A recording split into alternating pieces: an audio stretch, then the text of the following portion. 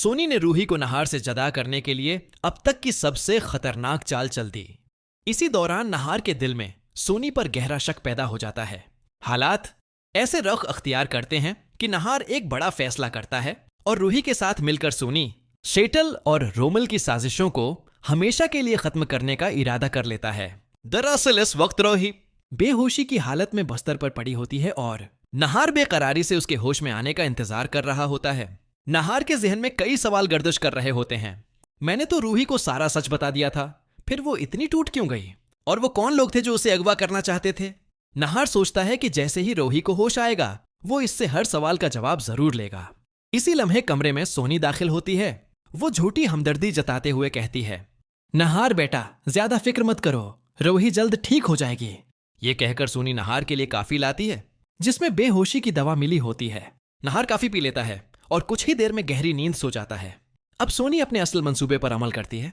वो नहार की गोद में शटल और बिट्टू की तस्वीर रख देती है और रूही के सरहाने तलाक के वो कागजात रख देती है जिन पर नहार के दस्तखत होते हैं। सोनी दिल ही दिल में कहती है, अब वक्त आ गया है इन दोनों को हमेशा के लिए जदा करने का। सोनी रूही के चेहरे पर पानी के छींटे मारती है और खुद छिप जाती है। रूही आहिस्ता आहिस्ता होश में आती है। सबसे पहले उसकी नजर नहार पर पड़ती है, फिर उसकी गोद में रखी तस्वीर पर और अगले ही लम्हे तलाक के कागजात पर। रूही के पांव तले से जमीन निकल जाती है, आंखों से आंसू बहने लगते हैं। इतने में सोनी ड्रामा करते हुए अंदर आती है और कहती है, अरे रूही, नहार की इतनी हिम्मत, इस औरत के लिए तुम्हें तलाक देना चाहता है, मैं उसे सबक सिखाऊंगी। मगर रूही टूटे दिल के साथ सोनी को रोक लेती है और कहती है, नहीं माँ जी, अगर नहार जी ने यह फैसला कर लिया है तो मैं कुछ नहीं कहूंगी। यही वो लम्हा होता है जब सोनी जहर में बुझी बात करती है। वो कहती है, रूही बेटा, बरा मत मानना, नहार इतने सालों से बेऔलाद है, खानदान को आगे बढ़ाने के लिए वारिस जरूरी होता है, और तुम कभी मां नहीं बन सकते।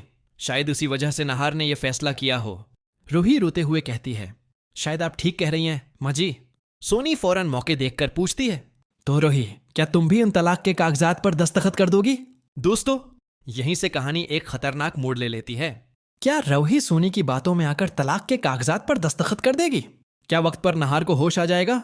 या फिर रूही और नहार मिलकर सोनी, शेटल और रोमल के तमाम काले राज सबके सामने बेनकाब करेंगे? अगर आप चाहते हैं कि तीनों साजिशी अपने अंजाम को पहुंचें, जील जाएं और रूही और नहार दोबारा एक हो जाएं, तो कमेंट में जरूर लिखें, I support Nahar and Rohesh. Video को लाइक करें और चैनल को सब्सक्राइब करना मत भूलिए।